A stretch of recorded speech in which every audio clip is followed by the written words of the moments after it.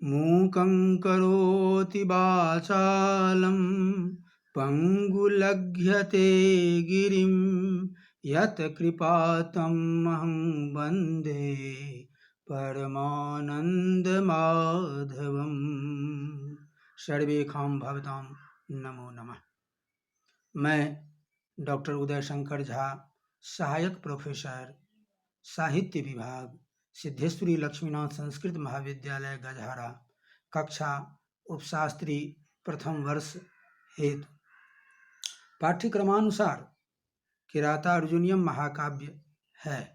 यह महाकाव्य महाकवि भारवी द्वारा विरचित है। इसकी कहानी महाभारत के अंतर्गत वन पर्व से लिया गया है। अर्जुनाभिगमन नामक खंड से कैरात पर्व से संबंधित यह कहानी है, जिसमें कौरवों द्वारा छल पूर्वक द्यूतकीरा में पांडवों को पराजित कर उसे 12 वर्ष वनवास और 1 वर्ष गुप्तवास का सजा निर्धारित किया गया। वनवास के दिन में वे लोग द्वैत वन में निवास कर रहे थे। उस समय महाराज युधिष्ठिर ने एक दूत को ब्रह्मचारी के भेष में हस्तिनापुर भेजा। वह दूत पुनः हस्तिनापुर की समाचार को लेकर द्वैत वन आया और एक दूत का क्या कर्तव्य होना चाहिए, इस संदर्भ में प्रस्तुत श्लोक है। श्लोक यह है: कृत प्रणामस्य महिं महीभुजे जितां शपथनेन निवेदयिष्यतः न बिभ्यथे तस्य मनो न हि प्रियं प्रवक्तुम् इच्छन्ति मृखा हितैषिणः।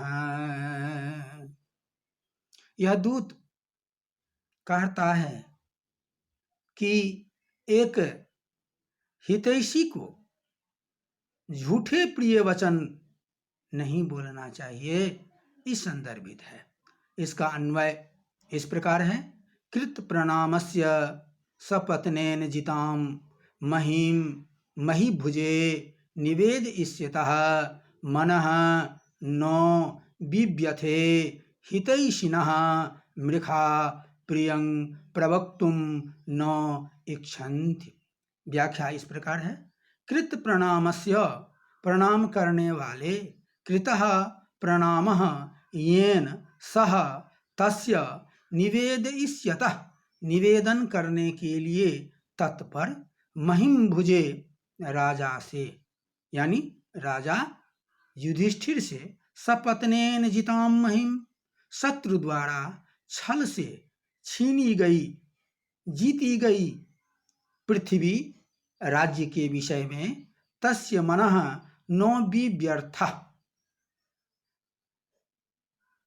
उनका मन व्यथित नहीं हुआ, ही क्योंकि हितैषिणः मृखा प्रियं प्रवक्तुं न इच्छन्ति, हित चाहने वाले झूठे और प्रिय वचन बोलने की इच्छा कभी नहीं करते।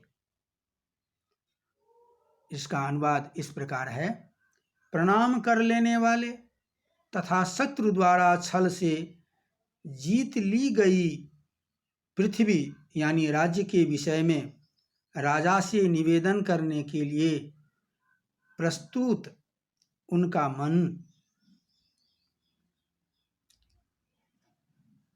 दुखी नहीं हुआ, क्योंकि हित की कामना करने वाले हितैषी मिथ्या प्रिय वचन बोलने की इच्छा कभी नहीं करते। ये दूत का कर्तव्य है।